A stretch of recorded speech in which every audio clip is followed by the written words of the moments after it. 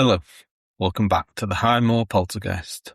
I'm historian Stephen Miller, and this is a very weird and unsettling case from rural Oxfordshire in 1919.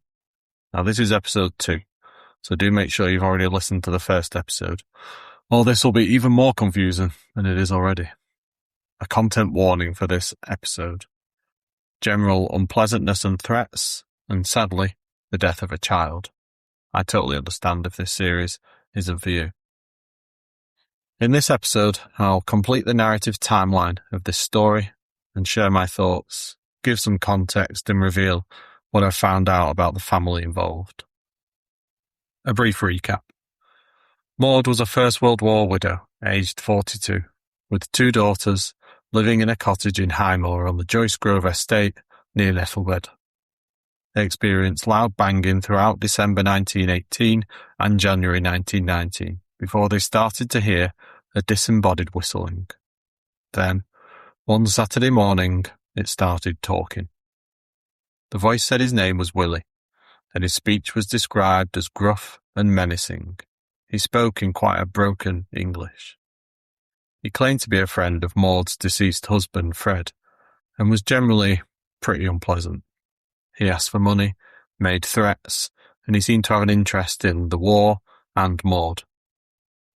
We ended the last episode with the family going to bed on Saturday night, hoping to wait for a quieter Sunday. No chance. This ramps up fast. The family woke on Sunday morning and Frances, Maud's youngest, aged just 2, was chatting to Willie, already quite sinister. Frances innocently said, "Cock-a-doodle-doo," to Willie, and he became absolutely furious, terrifying the little girl. Maud described the banging and thumping as somewhat awful, and then Willie said, "Kill the blooming kid." I said it ramped up quickly. This is the first direct threat to kill someone I've ever investigated in a poltergeist case. It's shocking, and even more so that it was to a 2-year-old. Let me just put my skeptic hat on for a minute. Could a sibling be saying this? Gladys, Frances's older sister? Absolutely. As one of 3 brothers, I know we said horrible things to each other as children, but it's still shocking to read. The day went on with near constant backwards and forwards conversations between Willie, the family, and the neighbours. In total, 6 people heard Willie over the weekend. The report I'm using to share this story, unfortunately, only contains a fraction of what happened and what was said. The author writes, Mrs. Turner, Maud, told me the whole story from beginning to end, considerably more fully and vividly than I have written here. Maud was recounting the story only a weekend after, so it was all still pretty fresh in her mind. That evening, Sunday the 2nd of February 1919, when Maud was undressing and getting ready for bed, Willie said, "Maud, you alone?" She answered, "No, I have the children." Willie replied, "Blooming kids. Me kill blooming kids." A pretty terrifying little interaction there before bed, and the threat has now been extended to Gladys as well. The next morning, Monday the 3rd of February, Willie was even worse, and was again asking about money. He said, "I know where you keep your money. Kill, kill, kill to get money." The eldest daughter, Gladys, asked her mother for a piece of paper. She wanted to communicate with her in a way that Willie wouldn't be able to hear. Interesting. It's the second bit of evidence that suggests Willie couldn't see what was happening. Remember, he'd asked Maud if she was alone. Strange. It certainly got my sceptical mind whirring. Gladys wrote on the paper, "Mum, I do not believe it is a parrot. I think it is a man. Give me my money box quick." Now Maud was terrified. I think she'd hung on to the idea of it being some kind of circus show escaped parrot despite all the evidence. But now her daughter made it clear to her. Interestingly, her daughter says, "I think it's a man," not, "I think it's a ghost," or "I think it's a poltergeist." Also, Remember in the last episode, Willie had threatened to come on the 6th of February. That would have been on the Thursday, just a few days away, to take the money. Maud sprang into action, clearly terrified. She collected together what money they had and left the house. As they were leaving, Willie said, "Goodbye, God bless you, happy days." What a weirdo. Maud left the children with some neighbours and walked 3 miles through thick snow to the Joyce Grove estate office, where she left her money for safekeeping. On her way back, she bumped into Kate Fleming, wife of Robert Fleming, owner of Joyce Grove. Maud told her she needed to leave the gamekeeper's cottage immediately. When Kate Fleming asked why, Maud told her the story that I've just recounted. Kate Fleming had been walking in the snowy woods with her friend, Annie Barry, who lived at the nearby mansion of Soundess House. Neither of the women, it seemed, had an interest in psychical research or spiritualism, and they both assumed that there was a real-life Willie to be apprehended. Annie Barry went to the cottage and spoke to the neighbours, all of whom verified Maud's story. Kate Fleming went back to Joyce Grove and called the local police officer and got the estate carpenter who had supervised the building of Maud's cottage. They're not messing about here. They're not treating this as a ghost story or something supernatural at all. They're going to look for a very real man hidden in Maud's home. The group approached the cottage and observed that Maud's and her daughter's footprints could still clearly be seen in the snow. There were no other prints. They thought they had Willie trapped. No one could have escaped without leaving tracks in the snow. They searched the cottage high and low for hours, under every floorboard, every cavity, roof space, but found no one. The carpenter confirmed there was nowhere else to hide in what was a very simply built small cottage, of which he knew every nook and cranny. With no one to apprehend, the group dispersed, but Kate Fleming kindly made arrangements for Maud and her children to stay in the gardener's cottage. Maud was still worried about this date of the 6th of February, but as far as we know, Willie was never heard from again. On the 8th of February, Maud and the girls returned to their cottage, but they didn't stay long. The family became very ill with flu, which was sweeping across the globe in a huge pandemic, sometimes known as Spanish flu. Tragically, little Frances didn't survive. She died on the 20th of February 1919. Maud and Gladys left the area soon after, unable to stay surrounded by the memories of Fred, Willie, and now Frances. It's a very tragic end to this incredibly weird story. It makes Willie's threats to kill little Frances even more sinister. The Great Flu pandemic of 1918 to 1920 was incredibly deadly. It killed far more people than the First World War did. Low estimates are 50 million global deaths. The official global death toll of COVID stands at just over 7 million. Now, what's going on with poltergeists and disease pandemics? Those who've listened to previous series will remember that the Sunderland case also happened in the shadow of the 1830s cholera epidemic, and the explosion of interest in the paranormal post-COVID is interesting in this context as well. I'm going to have to do a poltergeist PhD or something linking all this together. I started my research into this story with the family. The reporter only refers to Maud as Mrs. Turner. It was Willie who gave me her first name. Maud, you will learn. The children aren't named, but that was pretty easy to find. One thing the report got wrong was Gladys's age. It said she was 14, but she was actually 12. She turned 13 a couple of months after these events. I don't know if that's a factor or not really. On the 1921 census, Maud and Gladys were living together in Rowledge in Surrey, 40 miles south of Highmoor. Gladys was at school full-time.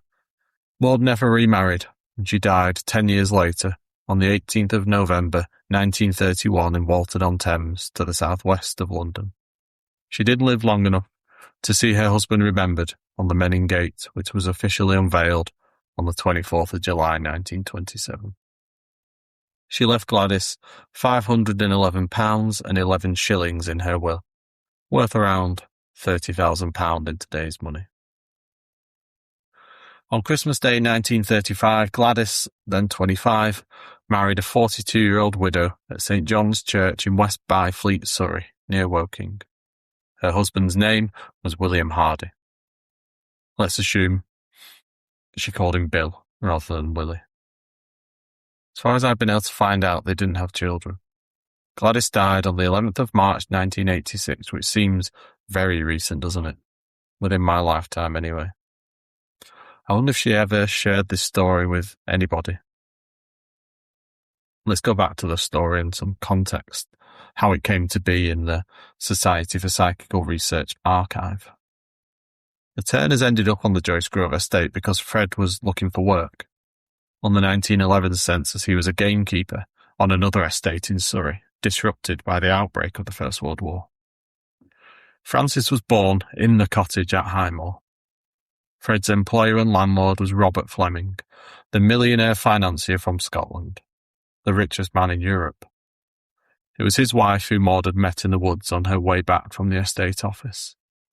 Robert Fleming had acquired the estate in 1903 and built a new family home there in 1908, as well as other properties such as the gamekeeper's cottage the Turners lived in.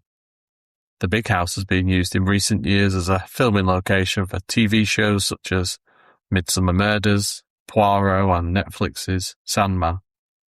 It was also used as the exterior for Bletchley Park in the 2013 Alan Turing film The Imitation Game. I'll post some images on the Poltergeist Project Facebook page. There's a good shot of Benedict Cumberbatch on the driveway with Joyce Grove in the background. From newspaper reports around the time of our story, it seems the Flemings played quite a paternalistic, Lord of the Manor type role in the wider community.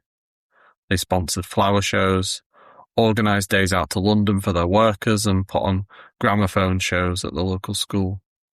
They also did things like shutting down the local pub as it was too noisy at closing time. I mentioned in the last episode that Ian Fleming was one of their grandchildren and he'd spent a lot of his childhood at Joyce Grove. Nettlebed is mentioned in the backstory of a character in The Spy Who Loved Me, though the address given, 24 Acacia Road, is fictional. Annie Barry, Kate Fleming's friend, who'd been with her in the woods that morning, was the wife of a bank director and lived in a large house at nearby Soundess. She had a governess for her children, called Lettice Agnes Wickham Barford. Very posh. She was 37 at the time of our story, and it was her who wrote the Unfound Voice report and the letters, which ended up in the SPR archive. She begins her report. You cannot understand too clearly that the following events have taken place among a quite uneducated, singularly unimaginative group of people, to whom psychic phenomena is absolutely unknown and unheard of. The most thorough material investigations have been made, the strictest searches and watches kept, with no result whatsoever. Some typical upper-class snobbery, I'm afraid. It's also factually incorrect. The Turners were not uneducated. Maud and Gladys could both read and write. Gladys was at school and continued her education, and Maud was clearly intelligent. Lettice called round to the cottage the day after the Turners had returned. On the 9th of February I walked over, and Mrs. Turner told me the whole story from beginning to end, considerably more vividly than I've written here. One or two neighbours confirmed it to me. Only to one, the old gamekeeper, had it occurred that the unexplained sounds might come from another world. "Ma'am, I think it's a sign from the other world," he said. "We cannot make it out now, but maybe one day we shall." Lettice called again on the 14th of February. She'd heard the family were ill with the flu, and she took some books round for the children.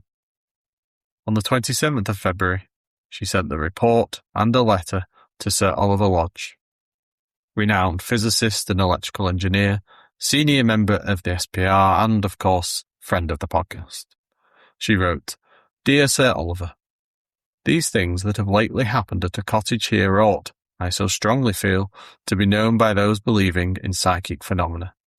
I have written the account as shortly as possible, unfortunately for us, and kept myself back from almost all description and personal impressions, being so anxious not to deviate one hair's breadth from absolute facts. We are so buried in the country here. I do not think anyone knows that there's such a thing as psychical research. I hardly know anything either, but it has grieved my spirit to see how fierce and fruitless the material investigations have been. Believe me, yours truly, Lettice Barford. Oliver Lodge forwarded everything on to the SPR office in London, who then replied to Lettice. She replies back to them. There have been no further knockings, whistlings, or voice since Mrs. Turner returned to her cottage and the child's death. The place is empty now as Mrs. Turner decided to leave the neighbourhood and its painful remembrances altogether. The affair happening among such simple, ignorant people, so totally ignorant of psychical manifestations, struck me as singularly impressive. It could not have been the outcome of their imaginations, and, as I wrote before, the material investigations were most thorough but entirely fruitless. Should there be any further disturbance when the next gamekeeper takes the cottage, I will let you know. Again, some classic snobbery. Poor working-class people, they don't even have the imagination to dream something like this up. Whatever, Lettice. However, she is clearly convinced that it was genuine. And given that she spoke to the key witnesses and had no vested interest in the case herself, that's a positive for Team Believer. The fact she doesn't offer any sceptical theory at all is a bit surprising to me. The SPR were very keen to investigate, but because no further activity occurred, they decided to leave it. Now, that's been a lot of information for you. What on earth do you think was going on in this rural cottage 107 years ago? I've been doing more research, but I still have some work to do before I record the next episode. Episode 3 will feature Fred Turner's story. Turns out the First World War wasn't the first time he'd fought for his country. I've also got hold of his company's war diary for the time period that he was killed. He died in an incident with 2 other soldiers, one of whom was called William. All will be revealed in the final episode of the Highmoor Poltergeist. Goodbye, God bless you, happy days.